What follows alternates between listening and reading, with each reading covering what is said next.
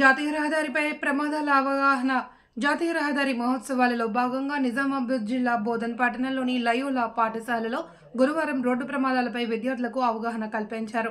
విద్యార్థులకు ట్రాఫిక్ నియమ నిబంధనల గురించి వివరించారు. ఈ సందర్భంగా ఎంవీఐ శ్రీనివాస్ మాట్లాడుతూ ప్రతి ఒక్కరూ తప్పకుండా ట్రాఫిక్ నియమ నిబంధనలు పాటించాలి అని అన్నారు. సంవత్సరానికి 6 లక్షల మంది రోడ్డు ప్రమాదంలో మరణిస్తున్నారు అని అన్నారు. కార్యక్రమంలో పట్టణ సిఐ వెంకటనారాయణ, ప్రిన్సిపల్ సురేష్, ఉపాధ్యాయులు శంకర్, దేవదాస్ తదితరులు పాల్గొన్నారు.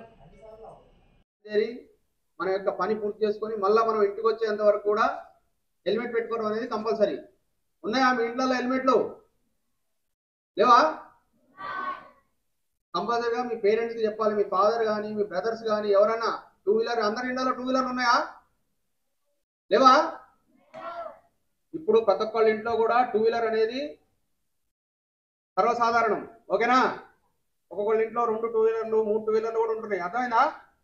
కాబట్టి ప్రతి ఒక్కళ్ళు కూడా హెల్మెట్ కంపల్సరీగా, వెహికల్ డ్రైవింగ్ చేసే వ్యక్తి హెల్మెట్ పెట్టుకోవడం కంపల్సరీగా అని మీరు మీ ఇంట్లో పేరెంట్స్ చెప్పాలా. అర్థమైందమ్మా? ఓకే.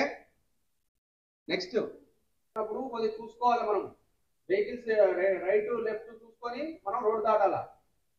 ఓకేనా? సరే, ఇక్కడ అంటే మన జీబ్రా క్రాసింగ్ అనేది మన హైదరాబాద్ సిటీలో చూసుకున్నప్పుడు జీబ్రా క్రాసింగ్ వెహికల్ ఆగినప్పుడు మనం ఆ జీబ్రా క్రాసింగ్ నుంచి మనం రోడ్ దాటుతాం. అంతేనా? ఇంకోటి సిగ్నల్స్ తెలుసా మీకు? సిగ్నల్స్ అనేవి కంపల్సరీగా పాటించాలి. కొంతమంది వెహికల్ డ్రైవింగ్ చేస్తున్నప్పుడు రెడ్ సిగ్నల్ పడ్డప్పుడు కూడా వెహికల్ నడుపుతూ ఉంటారు. అది ఎట్టి పరిస్థితుల్లో కూడా డ్రైవ్ చేయొద్దు. ఆ విధంగా stop, green signal, yellow, very good very good. Combined చెప్పమని చెప్తారు. మళ్ళీ ఒక్కొక్క మన ఇంట్లో ఎవరైనా కానీ ఎట్టి పరిస్థితుల్లో కూడా తాగి సిఏ గారు వెంకటనారాయణ గారు, మన ఎంవీఏ సార్ శ్రీనివాస్ సార్ గారికి నమస్కారాలు. ఈరోజు మన స్కూల్లో జాతీయ రహదారి భద్రతా వారోత్సవాలు జరుపుకుంటున్నారు. దానికి మెయిన్గా ఎందుకంటే యాక్చువల్గా మనం ఏ ఏజ్లో వెహికల్స్ నడపాలి అది చెప్తారు. రోడ్ మీద వెళ్ళేటప్పుడు కానీ ఎలా వెళ్ళాలి, కొన్ని రూల్స్ ఉంటాయి. ఇలాంటి అలా వెళ్ళకూడదు. మనం రాంగ్ రైటా చూసుకోవాలి. మనం ఎలా ఉందో అని చెప్తారు వాళ్ళు. ఇక్కడ వాళ్ళు మెయిన్ పర్సన్ చెప్పడానికి జస్ట్ మనం విందాం. ఆ ఇన్స్ట్రక్షన్ని మనం ఫాలో అవ్వాలి. ఎందుకంటే ఈరోజు చూస్తున్నాం హెల్మెట్ లేకుండా బైక్ నడుపుతున్నారు చాలామంది, సీట్ బెల్ట్ లేకుండా కార్ నడుపుతున్నారు. చాలా యాక్సిడెంట్స్ అవుతున్నాయి. కొంతమంది డ్రంక్ అండ్ డ్రైవ్ దొరుకుతున్నారు, అవన్నీ యాక్సిడెంట్స్ అవుతున్నాయి. సో అలా చేయకుండా ఏమేం జాగ్రత్తలు ఉండాలి తీసుకోవాలో చెప్తారు సారు. విందాం, మనం విని పాటిద్దాం. Thank you. We have seen and experiencing the banner background, Road Bhadrata Varotsavalu, Road Safety Week. Not to go fast. There is a proverb in English, haste always makes waste. Speed thrills but kills. These are the famous proverbs from which we can see the number of accidents on the roads every day happening in the entire country. And today in our campus we are going to conduct the program Road Safety Week. You are all the younger generation. You are all the growing children.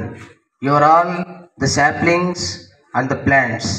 So it's our elders' duty and the duty of these great personalities here to speak to you how good, how careful and how cautious you must be when you are on roads.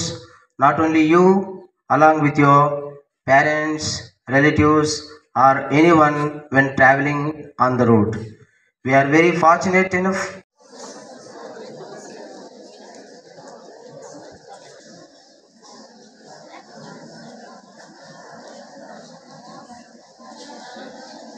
మన బంధువుల్లో ఎవరో ఒకరు చనిపోయి ఉంటారు ఈ road ప్రమాదాల వల్ల.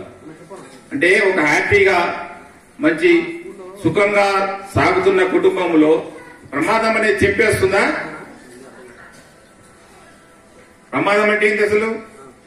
అనుకోకుండా జరిగే సంఘటన, అవునా కదా?